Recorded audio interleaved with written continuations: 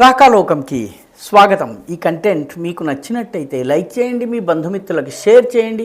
ఇప్పటి వరకు సబ్స్క్రైబ్ చేసుకోకపోతే సబ్స్క్రైబ్ బటన్ని నొక్కండి, అదేవిధంగా బెల్ ఐకాన్ని కూడా నొక్కండి. జై హింద్ మిత్రులారా. పాకిస్తాన్ తోటి మళ్ళీ త్వరలోనే యుద్ధం జరగబోతోందా? ఇది ఇప్పుడు రక్షణ రంగ విషయాలను అధ్యయనం చేసేవాళ్ళు, వ్యూహాత్మక నిపుణులు, ప్రపంచవ్యాప్తంగా ఉన్నటువంటి ఇంటర్నేషనల్ రిలేషన్స్ని అధ్యయనం చేస్తున్న వాళ్ళందరూ వేస్తున్నటువంటి ప్రశ్న. మొట్టమొదట ఆపరేషన్ సింధూర్ని ముగించలేదు, దానిని కేవలం హోల్డ్లో పెట్టడం మాత్రమే జరిగింది. భారతదేశపు వైమానిక దళము, మన ఆర్మీ, మన నౌకాదళము, ఈ మూడు కూడా సర్వసన్నద్ధతతో ఉన్నాయి అన్నది జగద్విదితం. ఇటీవలే పత్రికల్లో కూడా వచ్చినటువంటి వార్త ఏంటంటే, నేవీ చీఫ్ ఆపరేషన్ సింధూర్ని హోల్డ్లో పెట్టిన తర్వాత కలిసినప్పుడు మీ నోటి ముద్దను లాగేసుకున్నంత పని చేశాను నేను, మీకు త్వరలోనే అవకాశం వస్తుంది అని మోదీ నేవీ చీఫ్కి చెప్పినట్టుగా పత్రికల్లో వార్తలు వస్తున్నాయి. అంటే రానున్న రోజుల్లో జరిగేటటువంటి యుద్ధము జరిగే అవకాశం ఉంది. ఈ జరిగే యుద్ధంలో నేవీ కూడా కీలక పాత్ర వహించవచ్చును. ఈసారి ఎయిర్ ఫోర్స్ మాత్రమే యుద్ధం చేసింది, ఆర్మీ రెడీనెస్లో ఉంది, అరేబియా సముద్రంలో నేవీ మోహరించి ఉంది. కానీ నేవీకి మిసైల్ని కూడా ప్రయోగించాల్సినటువంటి పని లేకుండానే దీన్ని హోల్డ్లో పెట్టాల్సి వచ్చింది. భవిష్యత్తులో యుద్ధం జరిగితే ఈ మూడు దళాలు కలిసి సమన్వితమైనటువంటి పోరాటం చేస్తాయి. ఆర్మీ చీఫ్ ఉపేంద్ర ద్వివేది ఇటీవల తమిళనాడు మెడ్రాస్ ఐఐటి విద్యార్థులతో మాట్లాడుతూ చాలా కీలకమైనటువంటి ఒక మాట అన్నారు. అదేంటంటే,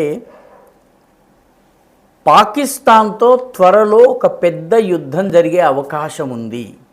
ఇది ఆయన చెప్పినటువంటి మాట. అందుకే ఆపరేషన్ సింధూర్ని హోల్డ్లో పెట్టడం జరిగిందన్న మాట చెబుతూనే ఆయన ఈసారి యుద్ధం జరిగితే ఎలా ఉంటుందన్నది సూచనాప్రాయంగా చెప్పారు. చాలా కీలకమైనటువంటి విషయాన్ని చెప్పారు.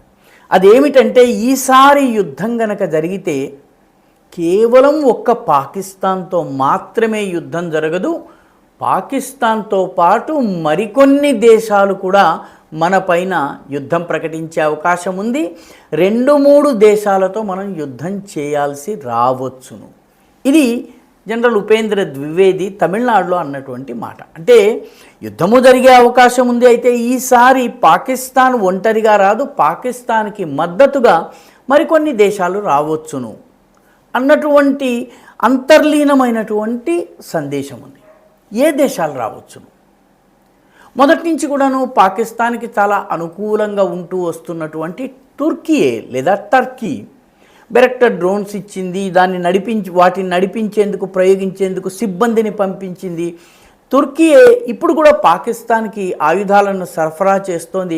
కాబట్టి తుర్కీయే ఈసారి యుద్ధంలో ప్రత్యక్షంగా పాకిస్తాన్కి అనుకూలంగా, భారత్కి వ్యతిరేకంగా వ్యవహరించి రంగంలోకి దిగవచ్చును అవకాశం ఉంది. రెండవది అజర్బైజాన్ కూడా అంతర్జాతీయ వేదికలన్నిటి మీద భారత వ్యతిరేక విషవమనం చేస్తూ ఉంది. కాబట్టి అజర్బైజాన్ కూడాను అనేక రకాలుగా టెక్నాలజీ ట్రాన్స్ఫర్ కావచ్చు, మిగతా అనేక రకాలుగా పాకిస్తాన్కి సహకరించవచ్చు. అన్నిటికన్నా ముఖ్యమైనది అమెరికా పాకిస్తాన్కి అనుకూలంగా వ్యవహరించేటటువంటి అవకాశం ఉంది. ఎందుకంటే ఈసారి మనం చేసినటువంటి దాడిలో పాకిస్తాన్కి చెందినటువంటి న్యూక్లియర్ సైట్స్ ఎఫెక్ట్ అయినాయి. ఈ న్యూక్లియర్ సైట్ల నిర్వహణ అమెరికా చేస్తుంది. దానితో పాటు అమెరికా తయారు చేసినటువంటి ప్రపంచానికి అమ్ముతున్నటువంటి ఎఫ్ తరహా విమానాలు, యుద్ధ విమానాలు ఏవైతున్నాయి, F-15, F-16, F-35, ఇవన్నీ కూడాను ఎందుకు పనికిరావన్నది ఆపరేషన్ సింధూర్ నిరూపించింది. కాబట్టి తమ ఆయుధాల పాటవాన్ని ప్రదర్శించి అంతర్జాతీయ మార్కెట్ని పెంచుకునే దిశగానైనా అమెరికా పాకిస్తాన్కి ప్రత్యక్షంగా లేదా పరోక్షంగా సహకరించే అవకాశం ఉంది. కాబట్టి కేవలము ఒకటి మాత్రమే కాదు, ఒకటి కన్నా ఎక్కువ దేశాలు భారత్ని టార్గెట్ చేయవచ్చును. అందుకని భారతదేశపు సైన్యము సదా సర్వదా సన్నద్ధంగా ఉండాలి అన్నటువంటి విషయాన్ని జనరల్ ఉపేంద్ర ద్వివేది అన్నారు. దాంతోపాటు చాలా కీలకమైనటువంటి విషయం, చాలా ముఖ్యమైనటువంటి అంశం ఏంటంటే చైనా ఈ యుద్ధంలో, చైనా ఆయుధాలు పాకిస్తాన్ వాడుతున్నప్పటికీ కూడాను చైనా న్యూట్రల్గా ఉండే అవకాశం ఉంటుంది. ఎందుకంటే అమెరికాను నియంత్రించే ప్రయత్నంలో భాగంగా రష్యా, చైనా, భారత్ ఇవన్నీ కూడాను ఒక కూటమిగా మారి మామూలుగా దాడి చేస్తుందని భావించినటువంటి చైనా ఈసారి న్యూట్రల్గా ఉండేటటువంటి అవకాశాలు ఉన్నాయి అన్నది రక్షణ రంగ నిపుణుల అంచనా. అంటే మన మొట్టమొదటి చీఫ్ ఆఫ్ డిఫెన్స్ స్టాఫ్ అయినటువంటి జనరల్ బిపిన్ రావత్ పదే పదే ఈసారి యుద్ధమే జరిగితే 2.5 వార్ జరగవచ్చును అని చెప్పి అనేవారు.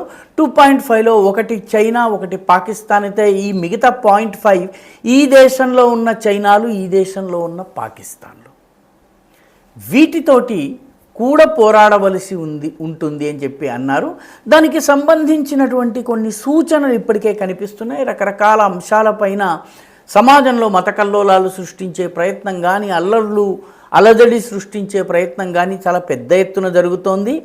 ఈ రెజీమ్ చేంజ్ ఆపరేషన్ చేసేటటువంటి ఫోర్సెస్ కూడా యాక్టివ్ అవుతున్నాయి. కాబట్టి రానున్న రోజుల్లో జరిగేటటువంటి యుద్ధము అత్యంత నిర్ణాయకమైనటువంటి యుద్ధము కాబోతోంది. దీనిని తట్టుకునేందుకు యావత్ భారతదేశము సంసిద్ధంగా ఉండాలి. ఇది కేవలము సైన్యము మాత్రమే చేయగలిగే యుద్ధం కాదు, దీనిలో యావత్ ప్రజానీకం కలిసి రావాలి అని జనరల్ ఉపేంద్ర ద్వివేది అన్నారు. ఇది చాలా కీలకమైనటువంటి అబ్జర్వేషన్, చాలా కీలకమైనటువంటి అంశాన్ని ఆయన లేవనెత్తారు. రానున్న రోజుల్లో యుద్ధమే గనక జరిగితే, ఆపరేషన్ సింధూర్ని మళ్ళీ రీయాక్టివేట్ చేయాల్సి వస్తే యుద్ధము యొక్క స్వరూపం ఎలా ఉండబోతోందో, శత్రువులు ఎవరు ఉండబోతున్నారు అన్నటువంటి అంశాన్ని ఆయన చాలా స్పష్టంగా మెడ్రాస్ ఐఐటి స్పీచ్లో చెప్పారు. రాజ్నాథ్ సింగ్ కావచ్చును, నరేంద్ర మోదీ కావచ్చును, అదేవిధంగా మన చీఫ్ ఆఫ్ డిఫెన్స్ స్టాఫ్ అయినటువంటి జనరల్ అనిల్ చౌహాన్ కావచ్చు, వీళ్ళందరూ కూడాను ఈ దిశగా సంకేతాలు పంపుతున్నారు. ఇది భారతదేశపు ప్రజానీకము అర్థం చేసుకోవలసినటువంటి అవసరం ఉంది. ఈ వీడియో మీకు నచ్చినట్టయితే లైక్ చేయండి, షేర్ చేయండి, ఈ ఛానల్కు సబ్స్క్రైబ్ చేయండి. మీ అభిప్రాయాన్ని కమెంట్ల రూపంలో తప్పనిసరిగా పంపించండి.